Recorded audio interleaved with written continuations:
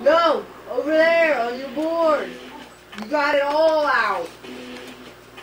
You ain't gonna have enough to dry up. Today we have a new client stopping by the shop, and I don't know a whole lot about him, but what I do know is he has something rare and valuable that he wants us to incorporate into the bike.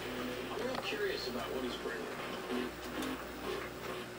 Oh, looks pretty serious.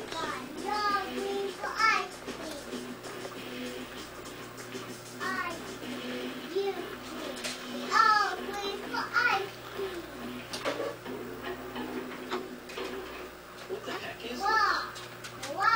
These are the bars and the copper saddles that came from the interior structure of the statue. What is that roller coaster tycoon did?